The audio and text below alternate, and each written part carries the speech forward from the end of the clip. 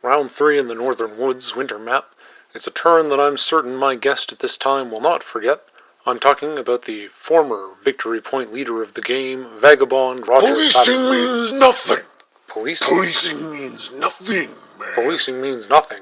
What do you mean by that? I'm talking all the way to the top, yeah. Unjustifiably in a forest that I'd rather not be in.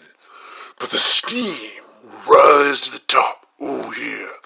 Roger Madness, yeah, has got more to offer than CEO Patrick Leader thinks that I got, yeah. And let me tell you something right now. Ambush cards stacked against the Vagabond Roger Savage in round 3. Let me say it, yeah. Let me say it out loud, and let me slip to the VP leader of the Duchy Federation. The Vagabond Roger Savage is not happy with your decision, yeah. I'll spill the tea on the Duchy Federation, and there is no doubt about it. Yeah, you green jean flufferbuns, you know that I'm Root's cup of tea. Well, wait a minute though, Roger. I've got to ask you very seriously. Do you blame Mr. Patrick Leader, the distinguished president of the Leader Games Corporation, for Brigadier Bridget being the point leader today? Yeah, I do, yeah. Outside interference, yeah, in my moment of glory. Yeah, now I'm taking an evening's rest in a nightmare. And I am the steam. And now, not only the underground Duchy must fall, but the whole woodland. Because Bridget, yeah, I am the steam, yeah. The steam of the cup. And there is no one that scores better than the Vagabond Roger Savage. Exhausted, unexhausted, doesn't matter. I'm better than you are, yeah. And I'm talking everyone in the whole woodland. And I'm even talking to CEO Patrick Leader, yeah. I'm on my way, and nothing is gonna stop me. Nothing's gonna stop me.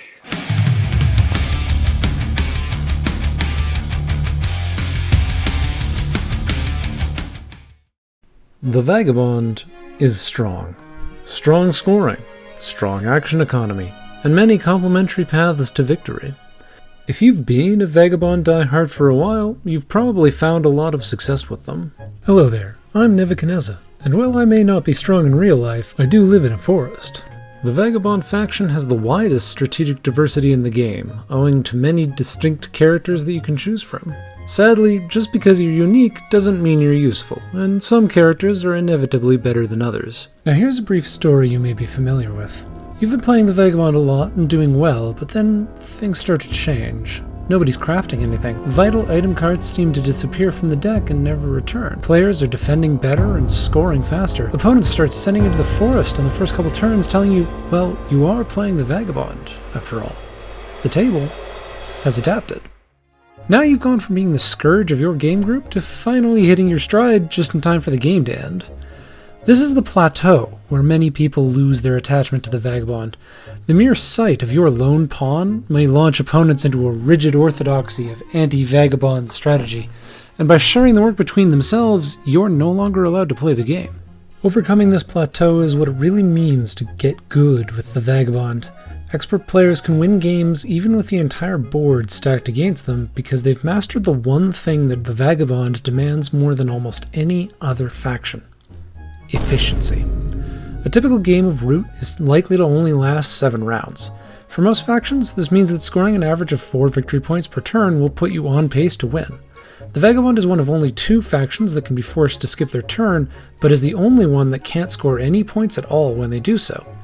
If an anxious table sends you to the woods twice over the course of a game, then in order to stay on a winning pace, you need to be scoring 50% more points per turn than anyone else, a feat that can't be accomplished by wasting opportunities and spreading your attention around.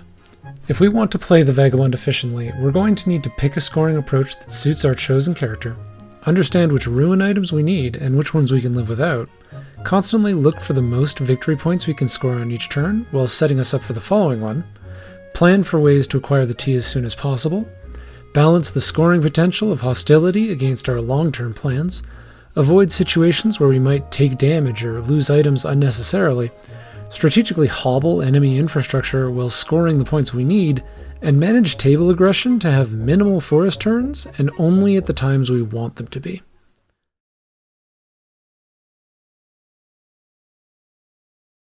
Efficiency starts with a good plan. Our game plan starts the moment we choose the Vagabond faction. Our choice of character, strategy, and cards should support our goal of winning the game. When choosing your character, you could reliably gravitate towards the characters at the top of some idiot's tier list in the hopes of securing easy wins, but who are you trying to impress? The truth is that any Vagabond can find success no matter the game, and cherry-picking the strongest ones just makes you the biggest target. I encourage you to pick whatever character or strategy speaks to you, or change it up every now and again, just to let your table know it's not the faction they need to be afraid of. With that out of the way, here's a few things to be aware of during setup. With the Exiles and Partisans deck, the Tinker and Adventurer are quite strong. With the favor cards from the Standard deck, these two are downright oppressive. The Lake map, with its widely separated ruins, is generally the worst map for the Vagabond. Having a Warlord or a second Vagabond in the game means you have competition for items. Whichever one of you is ahead of the others in turn order is usually the one who gets first pick of all the items, and hitting your competitors makes sure you stay on top. Just start with your pawn in whichever forest is adjacent to the most ruins. There's no good reason to start anywhere else. In standard setup, we get to choose whichever character we like, but we don't get any knowledge or control over our starting hand.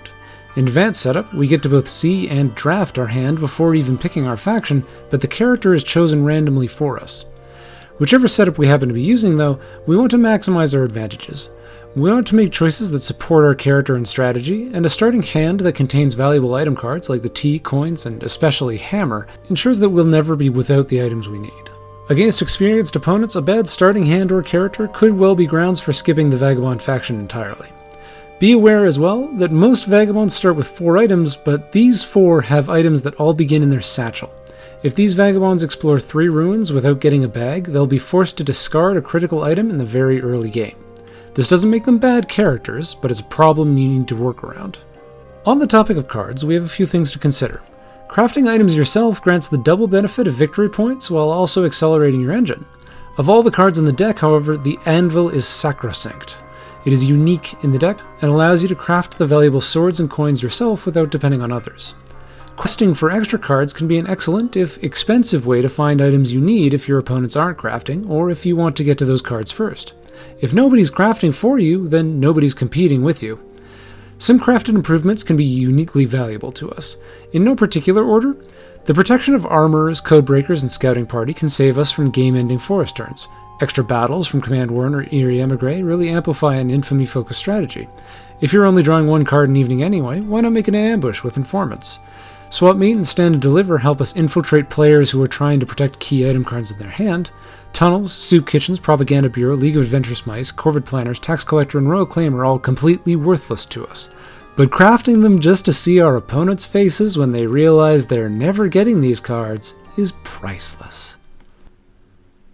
The first few turns of every Vagabond game inevitably involves exploring the ruins, and it's typical to explore all of them over the first 4 turns. We need these items to become stronger, but gathering them is slow, unrewarding, and inconvenient, and we want to offset this as much as we can. We want to explore all the ruins in one smooth motion, letting our slip action do the moving for us. This leaves our other items free for scoring and avoids expensive backtracking. We want to avoid factions that might battle us early by making sure we enter their space at a time when they have better things to worry about. Don't end any of your turns on top of plots or sympathy either, as other insurgent factions relish the opportunity to nail us with revolts or bombs. While exploring, try to aid every faction you come across. This gets you more points from items you didn't have other uses for. In addition, these extra points make the first few turns more rewarding, and it's better to do it now because you'll lose access to these easy points whenever you go hostile. Going hostile in the first few turns can be a good way to start your scoring engine very early. It's important to make sure you choose a worthwhile infamy target that can't punish you for it though, and to make sure that you aren't severely limiting your long-term mobility when you go hostile. Let the aggressive factions with pieces scattered over the whole board come to you when they want hostility, so you can focus on the targets that get you paid. And lastly, remember that you don't always need all 4 items. Sometimes 2 swords and a crossbow is enough to reach a competitive scoring pace on each turn. Also, not only is there value in clogging building slots for your opponents, but you'll likely find good opportunities to complete the rest of the ruins later on in the game. Now, This is a good time to bring up the controversial strategy of destroying the Marquise's keep in the first couple turns, also known as keep rushing. Proponents of this strategy see it as a means to quickly score a lot of points and cripple an opponent by seizing upon an opportunity the game quite openly provides to you. I am not a proponent of this strategy. I'll cover the reasons I feel it's ultimately a self-destructive approach, but more important than any of that is, doing it makes you kind of an asshole. The Marquise can be one of the most frustrating factions to play, and the one solitary advantage they bring to the table is free for the taking on the first few turns, while they're focused on the infrastructure they need in order to meaningfully participate in the game. By destroying the keep, you've immediately put the Marquise player into an unsalvageable situation that they now have to endure for the next hour or more. If I sat down to play a game with someone whose first turn tanks my chances of even being in the running, I would feel justified in either spending the whole time retaliating or taking the hint that I'm not wanted and choosing to leave the game. It's really about consideration for your fellow players. If you need convincing that a keep rush situation is unwinnable for the Marquise, I'll break it down from their perspective. First of all, there's now a hungry Vagabond smack in the middle of your remaining buildings, and their best option in the next turn is to destroy another one of your clearings. You just lost the one thing that lets you sustain your board presence because you recruit less than other factions, you need buildings and actions to do so, and you simply can't outpace a VB with 2 swords. If you had a building alongside your keep, you've now got even further to recover while playing a faction that has no means of actually catching up. Trying to protect whatever you have left will require a full turn of pointless moving that evacuates the board for the other 2 opponents, and you'll never get that space back. If you still want to play to win, but you never had the time to recruit enough warriors to protect anything, choosing to build is equivalent to handing free points to your opponents. And with you focused on recovery, the other 2 players at the table are now free to race ahead completely uncontested. I have personally played thousands of hours of Root with hundreds of cat games, and in games where the Marquise got keep rushed, none of them have ever won. None of them have even broken 20 victory points. None of them even had a decent shot at winning. But all of them, myself included, each and every single time without fail, hated being in that situation. Just don't be an asshole. That's my recommendation. Alright. Once our opening turn's out of the way, the mid-game is where we make or break a Vagabond victory by maximizing our scoring and minimizing our losses. Our overall goal here is to hit about 22 victory points at least one full turn before our opponents will, which is just in range of winning. Once we're a threat to win, our opponents are going to commit to sending us to the forest. There's no 2 ways about it. However, if none of our opponents can win while we're in there, then we get to emerge with all of our items refreshed and repaired and ready to score a ton of points, and there's nothing anyone can do about it. Getting sent to the forest too early or too late means buying more time for opponents to catch up, or sitting on the sidelines as someone else wins the game. You can somewhat control the timing of your forest turns by taking time in the forest earlier in the game. Keep track of how much attention you're drawing and how many hits you take per turn, and take time in the forest during the mid-game if it's going to prevent a badly timed forest turn in the end game. The corollary to this, however, is avoid limping.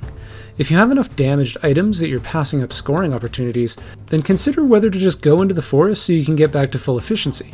It's better to score 7 points after losing a turn than it is to limp along scoring only 3 for 2 turns in a row. If you find yourself really thinking about whether it's the right time to go in the forest, then it is the right time. In most games, the biggest threat to a Vagabond victory is an opponent who's outpacing you. Do whatever you can to kneecap whichever faction needs policing first in order to equalize your opponents. Each of your items that you have is a potential move, battle, aid, or quest, so with the exception of the non-satchel items, there's typically something worthwhile you can do with the items you have available. Remember to check each of these regularly because they're easy to overlook when you just need a couple more points. Whenever you can, try to keep your distance from whichever factions are most able to battle you. If they want to slow you down, make them really work for it. Remember that you only discard items at the end of your turn. If you're just 2 swords away from clinching a victory, damaging the bags first lets you soak more hits before you have to lose any actions. You can use your Birdsong slip action to go into the forest, then use boots to immediately move out into an adjacent clearing. This can help you cross enormous distances quite rapidly. With the chronology of our turns out of the way, it's time to get to the real meat of the Vagabond, their scoring methods. Most of the Vagabond's scoring comes from their own internal faction mechanics. This is good. Scoring lots of points on your own turn without needing pieces on the map is the mark of a strong faction. Enter the three main engines of Vagabond scoring: aid, questing, and infamy. Much like choosing an eerie leader, we need to commit to one of these over the others. Each one of these features requires some degree of setup. Some of them are mutually exclusive to each other, but committing to any of them demands most of your actions each turn, and you can't afford to be pursuing two of them at once. First up is the aid strategy. An aid strategy relies on aiding one opponent 6 times to reach the allied status, then force-feeding them the entire deck for 2 victory points per card. It scores decently well and avoids attention, but you need high card draw, and avoiding hostility can mean staying undefended. You want to pick your aid target right away, and focus on them as much as you can. It takes a lot of effort to reach allied status, and if you manage to lose it, you're screwed. Avoiding hostility is all about sword management, because your opponents can always attack you to force you into hostility. If you do have swords, fight someone else first so you can damage the sword. If you're the Vagrant, use your torch ability to have someone else fight you, and you can avoid getting ambushed while you do it. If you have too many swords, try to overload your satchel so you can discard them permanently. If the last ruin item is a sword, then why bother picking it up? And here's a fun trick you can try until Leader Games patches it. You're allowed to move your non-satchel items to and from your satchel for free, so why not exploit that to get rid of the sword early? While an aid-focused strategy risks pushing another opponent to victory, why not dom swap those cards to avoid handing over anything valuable? Lizards, cats, and crows all make for great aid targets. They score slowly, are easily disrupted, they can't easily outrace you on cards alone, and they can't afford the battles they'll need to stop you. If you're worried that your aid target is getting ahead of you, or you just want to find a couple extra points, why not scam your allied faction for fun and profit by exposing their buildings, returning alone, and destroying everything? Constantly uncovering all of their stuff like this is also a great way to police your aid target without incurring hostility, as the loss of actions and buildings helps offset the momentum they gain from the cards you've given them. And lastly, as a more general note, it's possible that a charismatic player can strike agreements to aid item cards in exchange for having them crafted by another faction, but at seasoned tables where opponents are weighing every liability, success with this approach is rare. There's no harm in making this kind of offer, but be prepared for opponents who are going to go back on their word or turn you down outright because they know you're getting greater returns than they are. Ah, the quest strategy. Grab your items, check your quests, and start farming them like an MMO developer trying desperately to avoid getting cancelled. It draws very little attention and can surprise opponents in the endgame, but the quest deck requirements and RNG are so expensive and terrible that you should really only ever consider this approach when playing the adventurer. One important thing about quests, though, is that they are always an option, regardless of which strategy you're following. You'll want to start focusing on only 2 suits, as you're not going to be drawing just one suit for the entire game. You're going to need a variety of items. Most quests can be completed if you have all 4 ruin items, as well as the tea, coins, and crossbow. Questing itself is mostly terrible. Although quests are quite powerful scoring once you actually set it up, each quest requires 2 items to complete, and those 2 items would probably be worth more victory points used for aid or infamy. Over half of the quests require the torch, meaning you'll frequently be restricted to 1 quest per turn. 1/3 of the quests require the tea, which can be devastating to exhaust. Another third of the quests requires one of the crossbow, coins, or 2 swords, requirements that many vagabonds will never be able to meet in a regular game. And there's no way to cycle the available quests, so you can find yourself stuck with 3 quests you have no hope of ever completing. While any vagabond can dip their toes into questing, the adventurer's ability to substitute items they need is really the only thing that allows questing to be viable in the first place. Next is the approach that you're probably very familiar with, the infamy strat. Infamy relies on finding 1 or 2 opponents who have more pieces than they have actions, grabbing all the swords and tea you can, and bullying those players relentlessly for enormous point bursts. This is by far the fastest scoring while also impeding your opponents, making it the strongest option in most games, and it's always available to you as long as you have a sword. However, you'll take a ton of hits while doing this, and you can leave space for third parties to steal the win, and tipping your hand too early can make it a struggle to reach the items you need or the targets you want. If you manage to crossbow a Woodland Alliance warrior early, then every clearing with sympathy becomes 2 free points no matter whatever else you're doing there. If you're playing the Harrier, you can start scoring 4 or more points per turn as soon as you find your second sword. By just refreshing your torch and swords each turn, you can always find valuable targets to fight, and you remain effective without ever needing the tea. As the Ranger, get used to ending turns with your torch ability, as it really offsets the chip damage you take from fighting and lets you avoid the forest for longer. The Arbiter can start fighting as soon as they take their first turn, but you'll need to protect your boots and hammer as you have no other mobility or endurance other than these.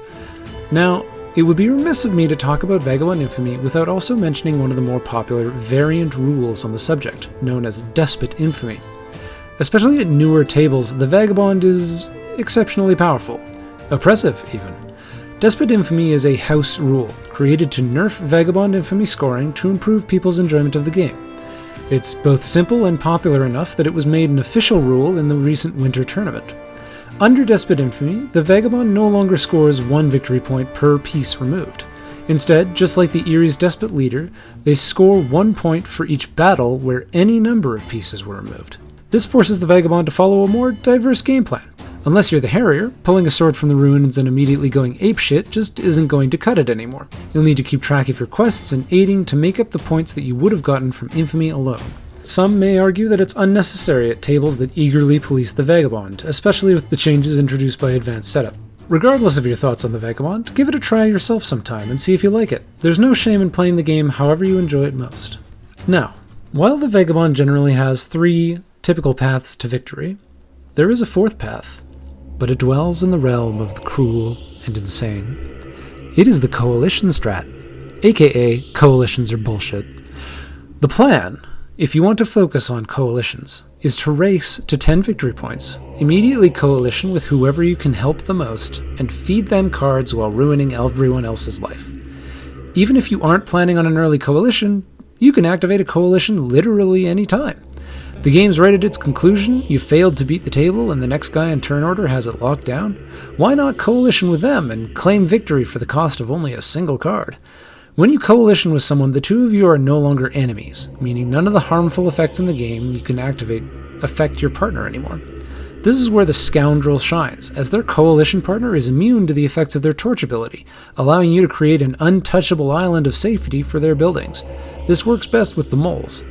If you're both allied and in a coalition, you can move your friend's warriors around for mutual benefit. Try doing this with the Woodland Alliance, because Outrage will trigger on any warrior movement, not just enemies. Or why not employ card effects in your coalition? Stand and Deliver, Charm Offensive, Better Burrow Bank, and Marine Broker all help your mutual card economy, often while feeding points to your partner. And that's the Vagabond. Thank you all very much for helping me hit 500 subs. I adore that you guys have been enjoying these videos. And if you're looking for something else to watch, check out the rest of my channel. Thank you and good night.